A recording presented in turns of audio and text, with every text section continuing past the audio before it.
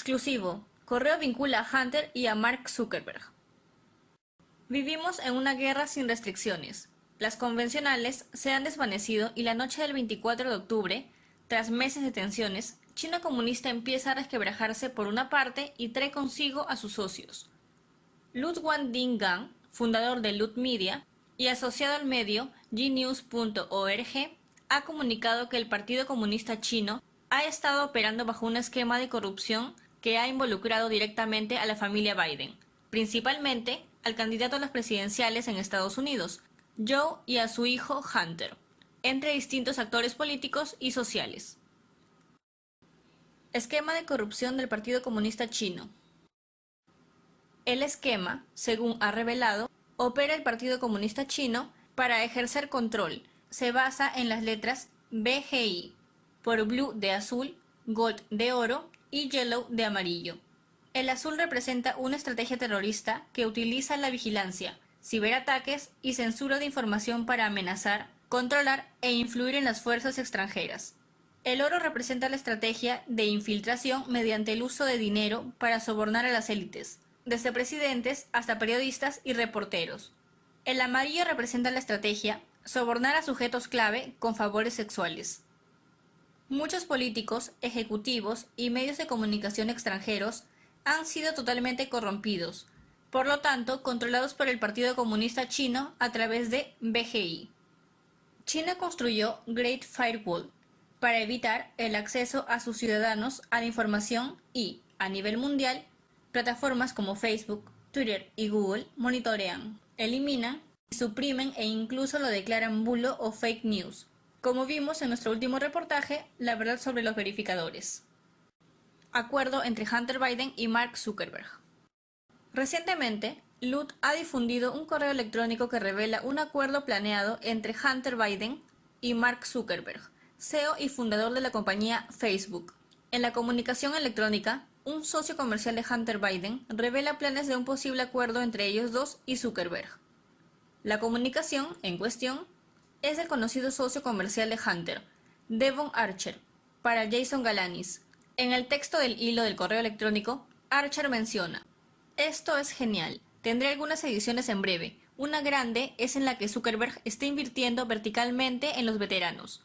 Poseemos el 50% del negocio en BTC Global Holdco, en el que estamos invirtiendo, pero él será propietario vertical del PTSD y sus socios con fines de lucro". Galanis responde: ¿Facebook Zuckerberg? Archer responde por correo electrónico: "Sí, están en discusiones y estaremos al tanto una vez cerremos el acuerdo y entremos en diligencia". El interés público en el asunto Hunter Biden está en su punto más alto y tanto Facebook como Twitter tomaron medidas para censurar con más de 300 acciones y más de 1,5 millones de interacciones en los últimos 6 días. Audio revela nexos con China y conocimiento de Joe. Se ha revelado un audio en el que Hunter Biden confiesa su asociación con un jefe espía de China y que Joe Biden era testigo del hecho criminal en llamadas sucesivas que le hacía a su hijo sobre el tema. Este audio rompe la narrativa de los principales medios de comunicación de que el disco duro no implica a Hunter y Joe Biden en investigaciones criminales y o acuerdos comerciales con el Partido Comunista Chino. A continuación, escuchemos. I get calls from my father to tell me that the New York Times is calling, but my old partner Eric, who literally has done me harm for I don't know how long, is the one taking the calls because my father will not stop sending the calls to Eric. I have another New York Times reporter calling about my representation of literally, Dr. Patrick Koh, the fucking spy chief of China, who started the company that my partner, who was worth $323 billion, founded, and is now missing. The richest man in the world is missing, who was my partner. He was missing since I last saw him in his $58 million apartment and signed a $4 billion deal to build the fucking largest fucking LNG port in the world. And I am receiving calls from the Southern District of New York, from the U.S. Attorney himself. My best friend in business, Devin, has named me as a witness without telling me. in a criminal case and my father without telling me? Big Tech ante el Senado. Los CEO o directores ejecutivos de las compañías Facebook, Mark Zuckerberg, Twitter, Jack Dorsey y Google, Sundar Pichai, comparecieron en audiencia ante el Senado de Estados Unidos este miércoles por la censura que han tenido sus plataformas en relación al tema Joe y Hunter Biden, como el carácter monopólico de sus compañías. En debate se puso la sección 230 de la Ley en Decencia de las Comunicaciones, que impide acciones legales vinculadas al contenido público en la red por terceros, que se pide derogar. A continuación, algunos pasajes y, en la caja de descripción, la audiencia completa. Twitter takes the view you can censor the New York Post, you can censor Politico, presumably you can censor the New York Times or any other media outlet. Mr. Dorsey, who the hell elected you and put you in charge of what the media are allowed to report and what the American people are allowed to hear? And why do you persist in behaving as a Democratic super PAC, silencing views to the contrary of your political beliefs? ¿Qué nos espera en los próximos días? El mundo estará a la expectativa.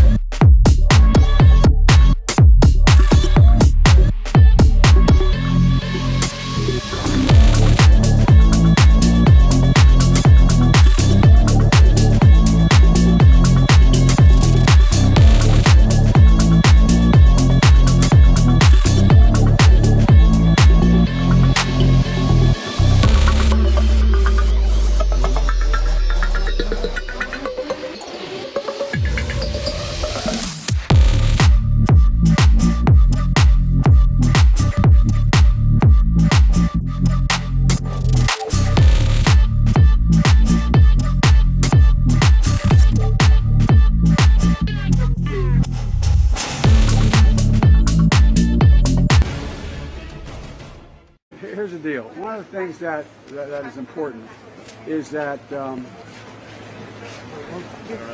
keep in mind, although they're going to vote on Barrett, I think today. That it's really important that interview a few hours ago with Tony Bobulinski, well-known international businessman, who was asked by the Biden family to do business with them in China. He met with the former Vice President Joe Biden 2 separate times, and they talked about the China business deal. Now, this information has been out for several weeks. It's been in the hands of a number of different news organizations. The reason you're hearing a lot of this for the first time tonight on this show is because they have resolutely ignored it and tried to suppress the story. Joe Biden has rarely been asked about it, though there is an enormous amount of detail and documentation that no one has refuted because it's real. This topic did come up because the president pushed it at last week's presidential debate. And what was notable was that Joe Biden didn't deny any specifics about his connections to the Chinese Communist Party, his family doing business there. He himself participated in that business. Instead, Biden dismissed the entire story out of hand and suggested that Tony Bobulinski, who is a veteran, a former naval officer, was part of a Russian disinformation campaign aimed at this country. His evidence for that? Well, there wasn't any. Instead, he cited a letter from, quote, 50 former national intelligence folks, almost all of them partisans, every one of them a liar. None of them had directly assessed the information. Not one of them called Tony Bobulinski. They knew nothing. Joe Biden said that on stage. And so when we spoke to Tony Bobulinski, we asked him his reaction to that. And here's what he said. Tell me about the conversation that you had with Joe Biden. What did he say to you? You mean the morning after he spoke? That's right. There was 10 people running around, getting him something to drink, and we were backstage in a cramped space, and he asked me to walk with him out to the car, and he just asked, how I did and what I thought of his speech, and I thought he did a great job in the speech, and obviously cancer is a very serious thing that we should all be working together to solve. I just lost a sister-in-law within the last 2 weeks, sadly, to cancer. And then he just sort of asked me to keep an eye on his son and his brother. Yeah. What do you think he meant by that? I think he was conscious of things, and I can't speak for him. Maybe Right. I would love for him to go on record. As I referenced earlier, I'm only sitting here because they have not only have they not gone on record, they've denied it, and they've tarred my family name and a long history of serving this country, and have other congressmen now talking about Russian disinformation. This whole smear on Joe Biden comes from the Kremlin.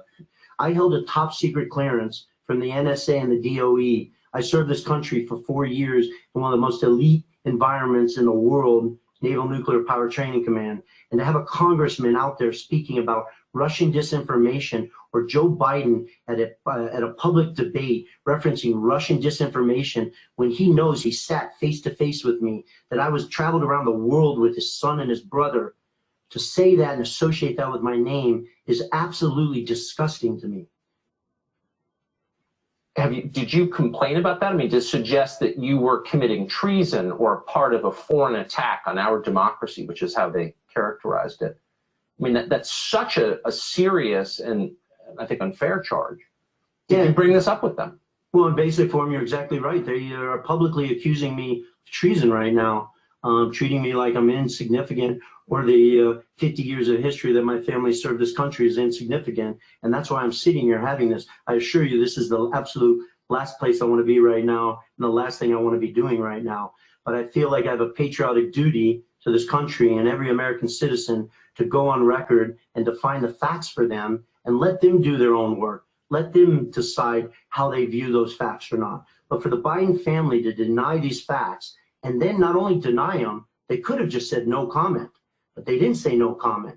They then brought in Russian disinformation and basically associated my name with that, which is absolutely disgusting to me. And I had to go on the record. Last weekend, I was in Virginia. Sadly, my sister-in-law passed away at around, I think, 6:38 Saturday morning. That's the wife of my brother, who spent 28 years serving this country as a naval flight officer and just retired. So you can imagine me dealing with that and the tragedy of that. When I saw Adam Schiff go on record talking about Russian disinformation after this email had been posted online by the New York Post, and remember that email was to me from James Gilliar, right? It wasn't, I wasn't blind carboned or CC'd on that. It was to me stating that I was going to be the CEO of this enterprise. I was at the end of my rope. And so I called Rob Walker and I told him that if that statement isn't retracted by Congressman Schiff by midnight on Sunday, that I was going on record and I was disclosing all the facts to the American government, to the American citizen, and the world. I was hoping the Bidens would do the right thing, or Schiff would retract his statement, but I could not allow another minute, another hour, or a day for my family's name to be associated or muddied up around Russian disinformation. So even as I sit here today, I would ask the Biden family to come on record and stop using my name or associating it with Russian disinformation. It's absolutely disgusting. So this is Rob Walker, the representative of the Biden family. I believe his wife worked for the Biden family, apparently. So you said this to him. I won't go public. I just want them to retract the accusation that I'm an instrument of Russian disinformation. What did he say? That's correct. Rob is under a tremendous amount of stress. Right. Obviously, he's a wife and a child, and he said, "Listen, let me make some calls. Let me call George, who's Hunter Biden's lawyer, and see what I can do." But he sort of presented it as if that's going to be impossible for me to get done. And I'm not naive. I know that's not impossible. That's a single phone call from Joe Biden to Adam Schiff saying, basically, go on record and retract your statement. You got over your skis.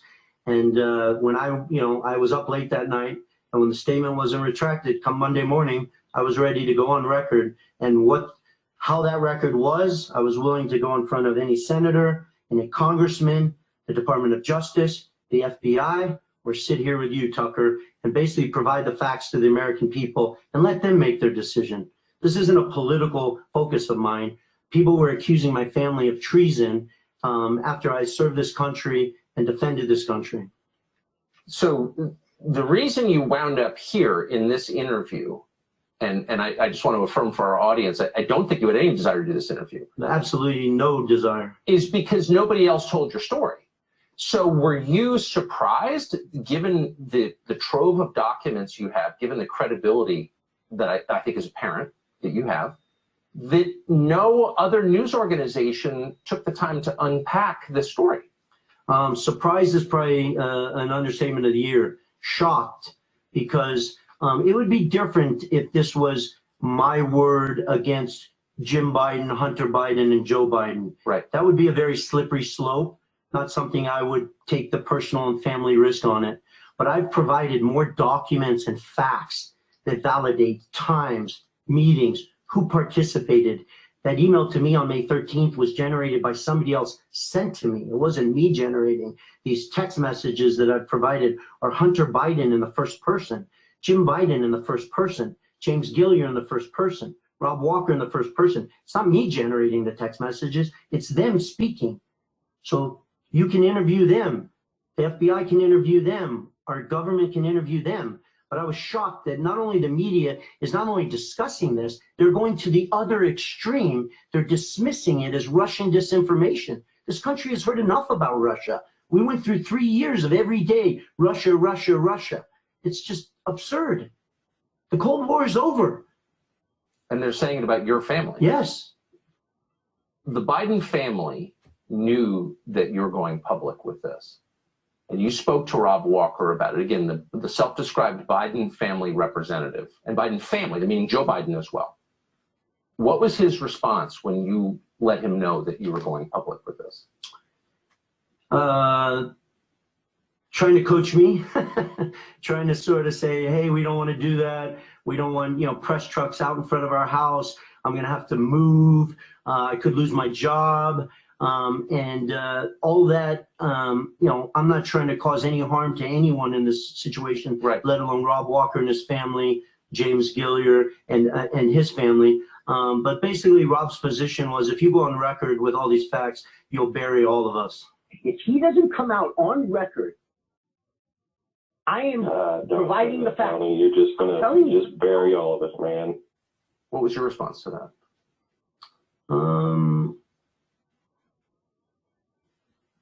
I was focused on pushing these guys to do the right thing, to demonstrate an ounce of integrity in front of the American people.